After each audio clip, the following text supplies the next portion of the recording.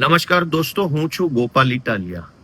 એક છે લોકશાહી અને એક છે તાનાશાહી. લોકશાહી દેશમાં લાવવા માટે 200 વર્ષ સુધી આપણા દેશના સ્વતંત્રતા સેનાનીઓ લડ્યા. 3 પેઢી સુધી લોકશાહી ભારતમાં લાવવાની લડાઈ ચાલી. એનો સીધો અર્થ એમ કે લોકશાહી કોઈ એવી વસ્તુ નથી કે એક ઝાટકે આવી જાય. આજે સવારે ચાલુ કરો કામ ને રાત સુધીમાં આવી જાય એવી વ્યવસ્થા નથી. લોકશાહીને લાવવા માટે ગાંધીજી, એમના પહેલાના, એમના પછીના બધા જ મહાપુરુષોએ 200 વર્ષ સુધી અંગ્રેજો સામે તમામ પ્રકારની લડાઈ લડ્યા અને લોકશાહી આવી. બીજું છે તાનાશાહી. તાનાશાહી પણ એવું નથી કે રાતોરાત આવી જાય. આવતીકાલે સવારે XYZ નામનો વ્યક્તિ વડાપ્રધાન થઈ જાય અને પરમ દિવસથી તાનાશાહી, એવું ન હોય. તાનાશાહી પણ ધીમે ધીમે ધીમે ધીમે ધીમે ધીમે ધીમે આવે છે. જેમ લોકશાહી ધીમે ધીમે આવે એમ તાનાશાહી પણ ધીમે ધીમે આવે. લોકશાહી એટલે શું? કે લોકો નિર્ણય લેશે, લોકો નક્કી કરશે, લોકોનું સારું શું, લોકોનું ખરાબ શું. લોકો બધા જ નિર્ણયો લોકો પોતે લેતા હોય એવો લોકોને ફીલ આવે, એવો અહેસાસ થાય. જરૂરી નથી કે દેશના કરોડો લોકોની સહી હોય સરકારી કાગળ ઉપર. સહી કલેક્ટરની જ હોય, અથવા સહી કેબિનેટ મંત્રીની હોય, કે સહી મુખ્યમંત્રીની હોય. પણ મુખ્યમંત્રી કે વડાપ્રધાન જે કાગળ ઉપર સહી કરે એ સહી મારા વતી છે, હું એમાં રાજી છું, મારી એમાં ખુશી છે, એવો અહેસાસ તો લોકોને થવો જોઈએ. એટલે લોકોનું શાસન એટલે એમ કે સરકાર જેટલા પણ નિર્ણયો લે એમાં લોકોને પોતાની મરજી હોવાનો, પોતાની ઈચ્છા મુજબ સરકારે કર્યું હોવાનો અહેસાસ થવો જોઈએ.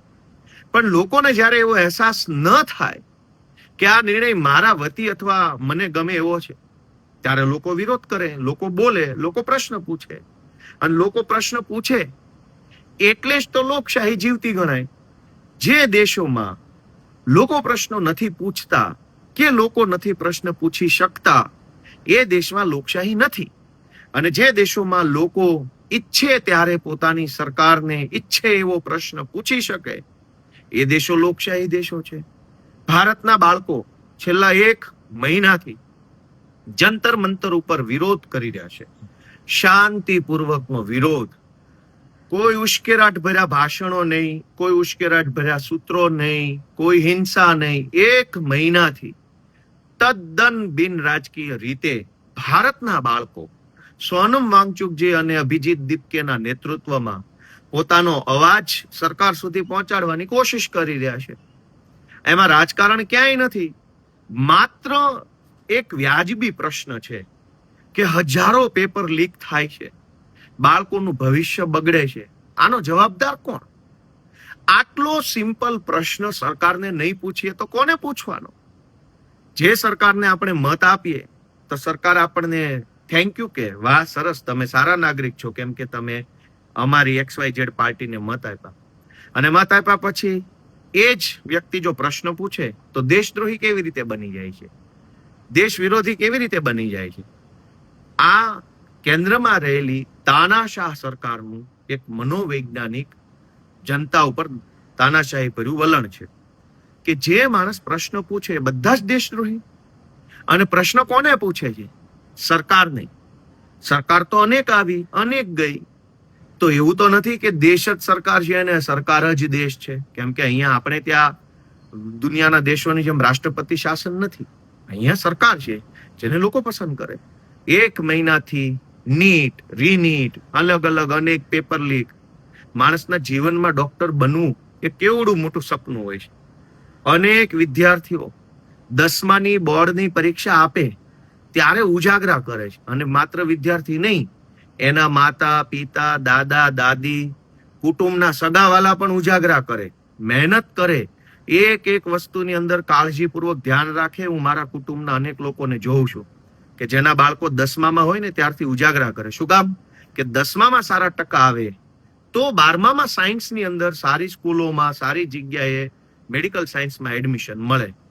હવે મેડિકલ સાયન્સમાં એડમિશન મળ્યા પછી 11મું 12મું 2 વર્ષ સુધી આખો પરિવાર ઉજાગરા કરે. શું કામ? કે જો સારા ટકા આવે તો નીટની અંદર સારા માર્ક્સ આવે તો આને કોઈ સારી મેડિકલ કોલેજની અંદર એડમિશન મળે ને આપણો છોકરો ડોક્ટર બને.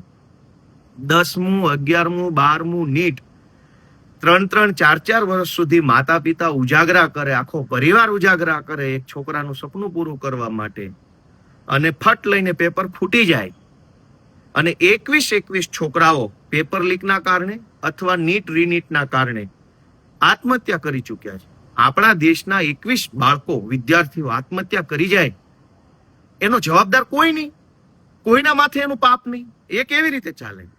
નીટની પરીક્ષા અને પેપર લીકની વિરુદ્ધમાં જંતર મંતર પર ઉપવાસ ઉપર બેઠેલા બાળકોએ જ્યારે સરકાર સુધી વાત પહોંચાડવા પાર્લામેન્ટ માર્ચ કરી, એ પણ શાંતિપૂર્વક હતી. એમાં કોઈના હાથમાં તલવાર, ધોકા, લાકડીઓ, તીર, ભાલા, બરછી કંઈ નહોતું. ખાલી હાથે સ્લોગન સાથે મુઠ્ઠી ભીડે લઈ, હાથ હતા મુઠ્ઠી ભીડેલા, સ્લોગન મારતા હતા, ઇન્કલાબ જિંદાબાદના નારા બોલતા. એની ઉપર પેલેટ ગન મારવામાં આવી, પેલું સુયાવાળા દંડાઓ મારવામાં આવ્યા, ધોકા માર્યા. આ તો આપણા દેશના બાળકો છે. આ કોઈ કઈ પાકિસ્તાનના નથી કે આ કોઈ બીજા દેશના નથી. આપણા જ દેશના બાળકો પેપર લીકનો ભોગ બને, આપણા જ દેશના બાળકો આત્મહત્યા કરે, અને આપણા જ દેશના બાળકો આપણા જ દેશની સરકારને પ્રશ્ન પૂછે તો આપણા જ દેશની સરકાર આપણા જ દેશના બાળકોને ધોકા મારે. એ જ તો તાનાશાહી છે. અને આ તાનાશાહીની સામે લડવું એ કોઈ પાર્ટીની નહીં, દેશના એક નાગરિકની જવાબદારી છે. હું ગુજરાતભરના સૌ લોકોને, વડીલોને વિનંતી કરું છું કે આ લડાઈ ભાજપ સામે કે વડાપ્રધાન સામે નહીં, આ લડાઈ તાનાશાહીની સામે છે. તાનાશાહીની સામે નહીં લડીએ તો ધીમે ધીમે આપણે બધા ગુલામી તરફ ફેંકાઈ જશું. અને માત્ર પેપર લીક નહીં, ખરાબ રોડ રસ્તાઓ, યુનિવર્સિટીનું બખડ જંતર તંત્ર, સરકારી દવાખાનાની બખડ જંતર હાલત, પોલીસ સ્ટેશનોમાં ફરિયાદ ન લેવી, હજારો પ્રશ્નો આપણે એનો સામનો કરવો પડશે. એટલે તાનાશાહી સામે લડવા માટે સૌએ આગળ આવવું એ સૌની ફરજ છે. હું સૌને અપીલ કરું છું કે કશું ન કરી શકો તો એક વોટ્સએપ કે ફેસબુકનું સ્ટેટસ તો મૂકો. આ દેશ આપણો છે, કોઈ ભાજપનો કે કોંગ્રેસનો કે કોઈ પાર્ટીનો આ દેશ નથી. દેશ આપણો છે. પાર્ટી તો આજે છે કાલે નહીં હોય, નેતાઓ આજે છે કાલે નહીં હોય, દરેક નેતા મરી જવાના છે. દેશ અને આ સમાજ વ્યવસ્થા અખંડ છે, અમર છે. આ વ્યવસ્થા જળવાઈ રહે, લોકશાહી ટકી રહે, એના માટે એક ફેસબુક ઉપર કે વોટ્સએપ ઉપર કે તમારા સોસાયટીના ગ્રુપમાં સમર્થન કરતી, બાળકોને સમર્થન કરતી પોસ્ટો મૂકો. આટલું બધું ડરીને જીવવાનું શું જીવવાનું? સૌને મારા જય જય ગરવી ગુજરાત.